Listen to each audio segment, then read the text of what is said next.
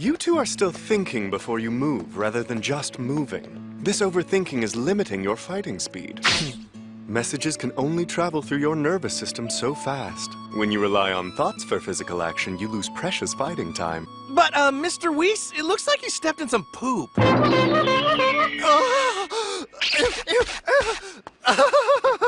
Well, my feet do think for themselves, but I said nothing about my shoes. Yeah, $3! That's exactly what you heard! With $3, you can have full access to my manga in high quality, like Yamoshi as a Girl, and of course, the best, Ankumo Saga! All this and much more with more than 5 gigs of fan manga access! Patreon and comments! In the 6th universe. Currently in the 6th universe, more precisely on the planet of the God of Destruction, it was possible to see Goku, Vegeta, Whis, Beerus, Champa, and Vados. They were all eating some food in that place, from the 6th universe. And Goku and Vegeta were in the place because Champa had called them to be able to try some foods in his universe, as they were similar to the 7th universe, and Champa wanted to know if the foods from his universe were better or not than the food from his twin brother's universe. Champa said, "So be honest, this cold food is much better than what you call ice cream in the 7th universe, isn't it?" asked the God of Destruction from the 6th universe, hopefully while looking at both Saiyans who were eating the cold food. Vegeta said, "It's not bad, but I prefer our universe's ice cream. I think the food in this universe is kind of bland, colorless, and tasteless, whereas our universe's food is sweeter, colder, colorful, depending on what you want, and very tasty," said the Prince of Saiyans after eating a little ice cream from the 6th universe, that in his opinion, this ice cream was too bland, and that made Champa upset for losing against his brother who now had a satisfied smile on his face. Goku said, "I was never a big fan of ice cream, but I know that our universe is sweet, and this one is a little sour.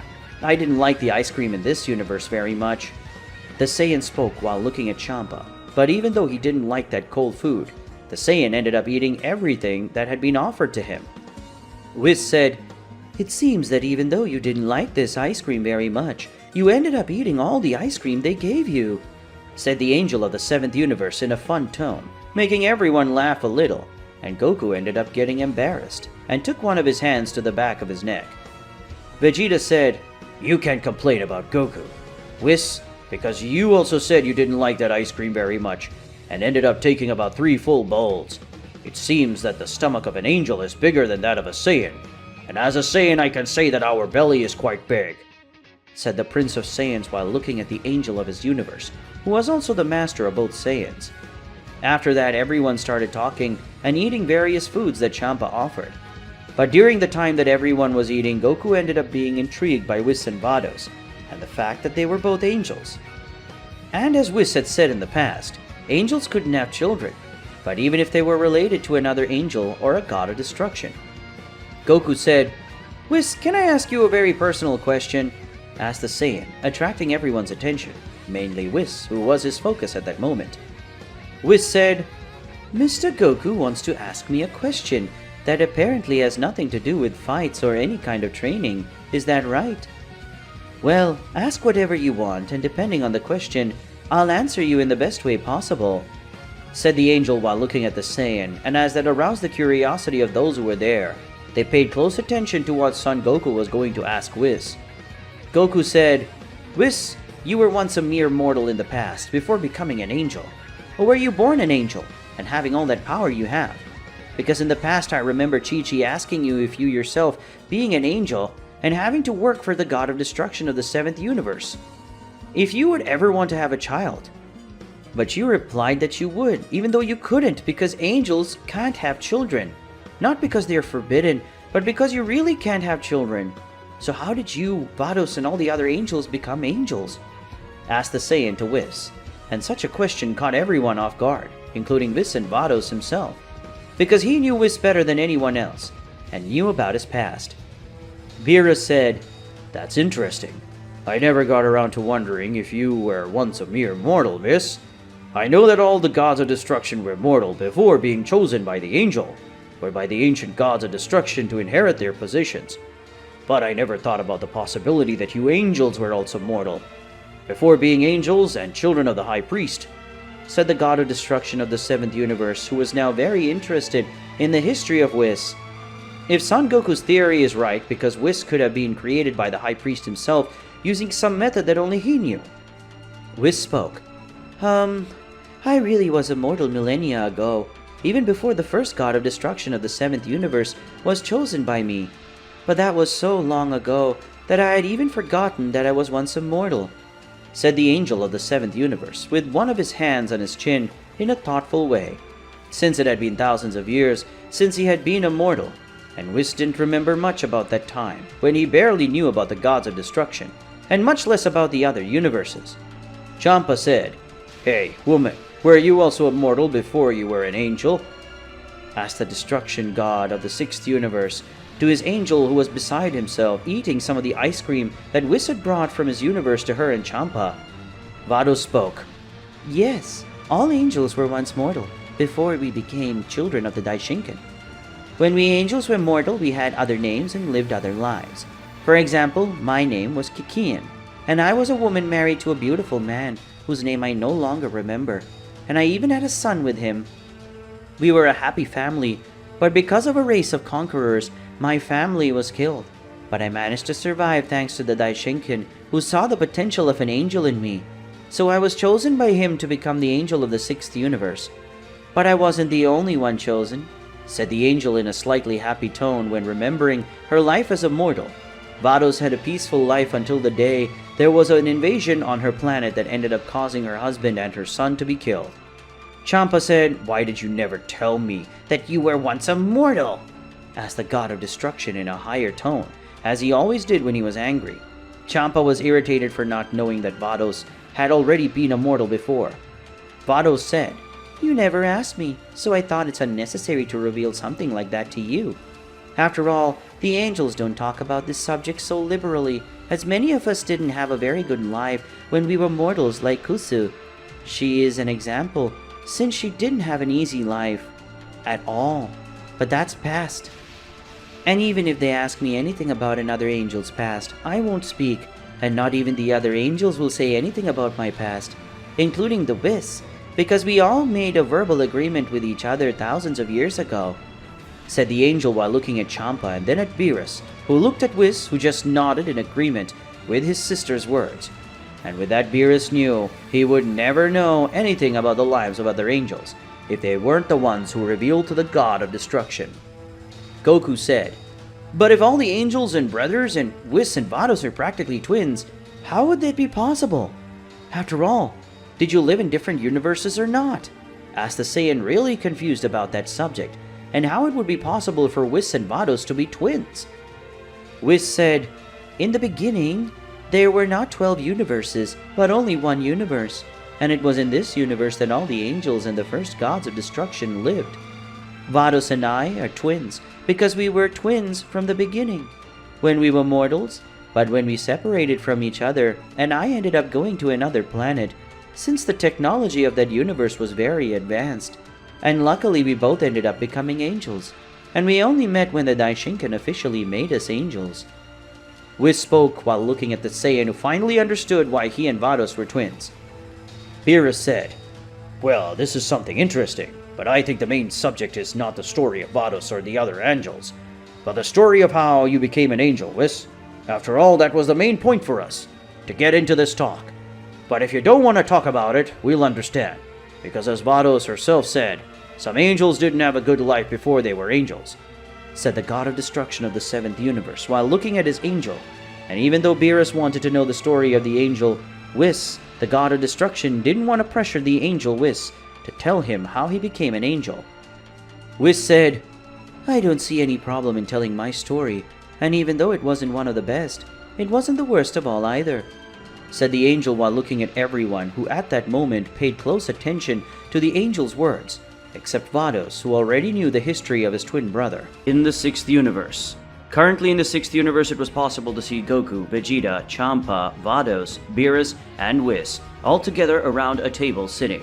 Everyone was paying attention to Whis, who would reveal how he became an angel, and not a simple angel, as one of the strongest among the 12 angels, responsible for the universes and the gods of destruction. Guys, sorry to interrupt this epic story, but I have a message for those of you who aren't yet sponsors of the channel. Did you know that your name can appear here in the videos as a thank you? In addition, you can have access to all the exclusive photos of the channel's characters to download, and you will also have access to the advanced videos. In addition, you can choose a unique story that will be turned into a video for everyone to watch, so subscribe to my Patreon link in the comments. Well, let's get back to the story. Whis said, "I don't know where I should start telling my story. Should I tell from the part where the high priest chose me to be one of the possible angels, or should I tell my story before that happened?" asked the angel while thinking about which part of his mortal life he should start telling his story. Vegeta spoke. "How about starting from the beginning, when you and Vados were separated? It would be more interesting to know the story from the beginning of everything, to know if your childhood was good or not," said the Prince of Saiyans, while looking at the angel who looked at Vegeta and thought a little about what the Saiyan said. Whis said, "Well, I didn't have an easy childhood, but I still don't feel bad talking about it, because it was thousands of years ago, and it doesn't affect me anymore. So I'll do as Vegeta said, and I'll tell you everything from the beginning," said the angel while looking at Vegeta and then looking at everyone else around him. Whis said, "Well, it all started when," said the angel, starting his story of when he was a simple mortal, who in the future would become one of the sons of the Daishinkan and one of the most powerful angels. Thousands of years ago. Thousands of years ago, even before the formation of all 12 universes, in a single universe it was possible to see a young baby who had just been born and was now in a nursery along with a baby identical to him. But the baby next to him, of the boy, was a girl, and she was his twin sister. The baby was called Keon, and next to him was his twin sister, Keon. Keon and Keon were in the nursery sleeping peacefully until a tall man with an athletic physique walked into the place where they were. The man, upon seeing the twins, took Keon in his arms and removed him from the place, leaving only Keon in the nursery. The man, after picking up Keon, left the hospital where they were, and in a silent and discreet way, the man took the baby to a spaceship far from the hospital, then started it and left the planet at high speed. After several hours wandering through outer space, the man reached a planet and landed his spaceship in a flat field on top of a castle. When the man landed his spaceship, he got out of it with Keon in his arms, and went to a man who was sitting on a throne, and who would probably be the king of the planet or kingdom. The man then gave Keon to the king, who became sick when seeing the baby. Then the king made a gesture with his hand, and one of the guards took the baby, and the other gave money to the man, who smiled and left the place. The guard, upon picking up Keon, took him to a saddle with some women who were feeding some babies and left him inside. When the woman saw the baby, they ended up knowing why he was placed there. So one of the women ended up taking Keon and started breastfeeding him. And that way Keon grew until he was 5 years old. When Keon turned 5 years old, he ended up becoming a slave to that kingdom. And like any slave, Keon was obliged to do everything he was told to do, every day. And when he didn't do it, Keon suffered a punishment. But most of the time, he wasn't the one who suffered. And yes, the person that Keon called mother and the people he called brothers, because for someone as kind as Keon, seeing who he liked being hurt because of him was something much worse than being hurt by his jailers or the torturers. After 10 long years of being a slave, Keon ended up learning some important things, including the value of freedom and the pleasure of enjoying all kinds of food. Because as a slave, he was not able to eat tasty foods or that taste better than washing. Daily, Keon had to work in extremely hot places and do extremely heavy work for anyone to tolerate, and Keon was no exception. And because of the climate of the planet and the places he had to stay, Keon never wore a shirt, both because of the climate and also for the fact that he did not like to wear a shirt. And because of that, some of his scars were exposed on his back, which was the main place where he was punished, in addition to others such as the abdomen and chest. Keon, after all these years working as a slave, he was lucky enough to be chosen by the daughter of the king of the planet, what Keon was. And that way he ended up becoming a servant of the princess, who would be the queen of the entire kingdom in the future. After Keon became the servant of the princess, who was called Mimi, Keon's life improved in several ways. and one of them was that Keon no longer needed to be afraid of being punished if he couldn't complete his daily work, because his new master was polite and kind to Keon, and even offered him a nice room with every luxury he could dream of. Keon worked for years serving Mimi in the best way he could, and that pleased the princess a lot, because Keon did things in an impeccable way. Keon didn't know, but Mimi was increasingly interested in him, but not as a servant but as a man. And even though the princess was the future queen and was already engaged to a prince from another planet, the princess still felt a lot of attraction for Keon, and the fact that he practically never wore a shirt was something that pleased the princess a lot. Keon only wore some top clothes when it was really necessary, but when he wasn't Keon, he didn't wear them because he didn't like to wear those clothes very much, and the hot climate of the planet didn't help a lot. And what most enchanted the princess was the scars he had that made him more attractive to the princess. Mimi was very fond of Keon, and she had already shown this several times over the years. But Keon never really cared about it because he knew that what Mimi felt was nothing more than desire and not love. And Keon was smart enough not to try relate to the princess, because if Keon did that, he would be hunted and killed not only by the king but also by the prince who was Mimi's groom and who did not know about his bride's attraction to Keon. Because if the prince knew, he would kill Keon ASAP. Mimi tried everything to make Keon feel desire for her. The princess had lowered herself several times to attract the attention of the man she desired, but she never managed to awaken Keon's desire, which in the eyes of the princess was too quiet, and that irritated her a lot. So the princess made a decision that either she would have Keon by hook or by crook. Mimi forced Keon to go to her room one night and said that she wanted Keon to be hers, and if he refused, she would kill him. But Keon, even being threatened with death, he refused to do anything with the princess, because if Keon had to die, he would at least die with his dignity intact. Mimi, seeing that she would never have the one she truly loved by her side, Mimi screamed, feigning despair, and seeing her plan, Keon ran at full speed out of the castle, and it didn't take long for the news that a mere slave had tried to abuse the princess. Keon was chased endlessly for days until some guards found him and entered into a conflict with him. But Keon, for having been a slave for years, ended up developing a certain degree of strength, and watching some soldiers fight over the years, Keon also ended up learning to fight, both unarmed and using a sword. So using the skill that Keon developed during these years, he ended up facing all the guards. But in the end, he ended up losing to the guards because there were many. Keon was only one. When Keon saw that he was very weak and that his death was already certain, Keon simply closed his eyes and waited for his death. But death never came. So gathering the little of his strength, Keon opened his eyes and saw that all the guards who were in the place were knocked out, and among them was a man with white hair and bluish skin. The man was wearing a strange blue outfit. The Daishinkan spoke. "Looks like you finally woke, Keon. I will be brief.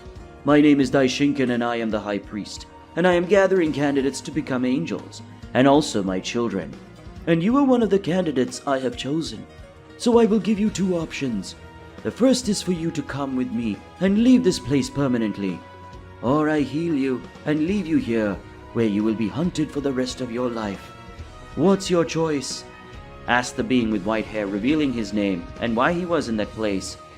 Keon said, "I don't have many choices anyway, so I accept to go with you. After all, if I stay here, I'll be dead in a short time," said the boy while looking at the Daishinkan, who just smiled at that. In the 6th universe, going back to the present time, we can see that Goku, Vegeta, Champa, Vados, Beerus, and Whis were still gathered around a table talking about Whis' past.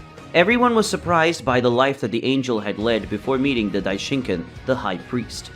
Beerus said, "So, you were called Keon when you were a mortal, and not only that, but you were also a slave who ended up becoming the servant of a princess who also ended up accusing you of trying to abuse her, just because you didn't want to spend a night with her, and that made her angry," said the god of destruction, trying to summarize what he understood about the history of the mortal life that Whis had. Vegeta spoke. "This mortal life of yours is much strange than I thought. When you said that you had already been a mortal, I thought of several forms of life that you could have. But being a slave, and that too of a princess, is something unexpected," said the Prince of Saiyans while looking at Whis, who just smiled in a simple way for him. Champa said, "Whis, when you were a slave, you ended up being hurt by your creator. And as you said, you ended up getting some scars. Could you show them?" asked the god of destruction of the 6th universe while looking at Whis. Whis said, "The scars I had back then disappeared when I stopped being immortal, so I can't show them to you," said the angel looking at Champa. Goku said, "Whis, if your original name was Keon, why is your current name Whis?" asked the Saiyan while looking at the angel, but everyone who heard the question already knew the answer, because it was obvious. Whis said, "Let me continue to tell my story, and in the course of it, I'll tell you why I stopped calling myself Keon and ended up becoming Whis," answered the angel to the Saiyan who nodded to him. Thousands of years ago. After Keon accepted Daishinkan's proposal, the High Priest created a beautiful energy pillar that Keon had never seen in his life.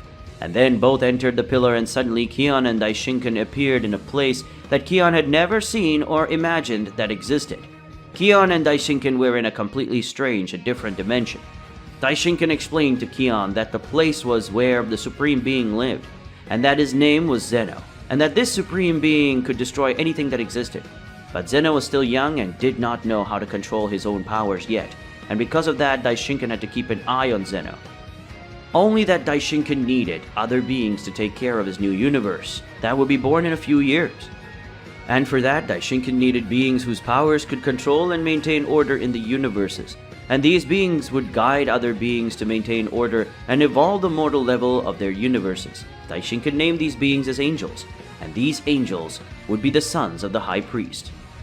Daishinkan revealed to Keon that no angel could have children, including Daishinkan himself, but he had created a way to have children, which was through a divine adoption. Daishinkan would donate a portion of his powers to whoever he adopted, and that would turn them into an angel, and in this way, these beings would become the children of the Daishinkan, and as such would receive other names, and lose their mortal identities, in addition to having their universes destroyed by Daishinkan. After saying this, Daishinkan revealed that he had chosen not only Keon but several other beings with great potential to be the Daishinkan's children. And they had to help him keep future universes in balance. But only 18 of these beings with great potential could become angels because there would only exist 18 universes, and there would be no reason to have more than 18 angels, as that would break the balance that the Daishinkan wanted to exist. After a long explanation by the Daishinkan about how the process would happen to find out who the 18 chosen angels would be, Daishinkan ended up giving some of his power to Keon, and that made him powerful, and at the same time a half-angel like all other beings, who would compete for the vacancy of angel. After that day, Keon began to train daily with his colleagues and possible brothers and sisters. Daily they were trained by Daishinkan, who taught them how to use their powers properly, and there were also combat classes with Zeno's bodyguards. But these classes were optional, and Daishinkan had made it clear that the angels would not be warriors but advisors and teachers to the future gods of destruction they would choose in the future. Keon, among all those who could be his future brothers and sisters, was one of the most outstanding in terms of combat, and even though Daishinkan didn't care much about that, he admired Keon's determination and his willpower. Zeno's bodyguards didn't. They were beings who took it lightly in the training, and most of them were very brutal because as Zeno's guardians and protectors, the guards should be relentless in their duties and in their skills and combat techniques. The skills of the guards were superior to the ability of any being from existence, and even from the Daishinkan, the High Priest. It could not be denied that because the Daishinkan himself, being one of the most powerful beings in existence, he himself had already confirmed that he would not face any of Zeno's guardians, even more if they decided to fight seriously, and this made Keon extremely surprised, and at the same time motivated. Keon was not going to give up on the guardians' training. After all, if the Daishinkan himself stated that he would not want to face any of Zeno's guardians, it meant that they were extremely powerful. Keon, unlike most of his companions and rivals, liked to learn everything so that when he became an angel and one of the official sons of the Daishinkan, he could do as many things as possible to show that he was worthy of his position as an angel and as a guide of a god of destruction. And that was something that Daishinkan liked a lot about Keon.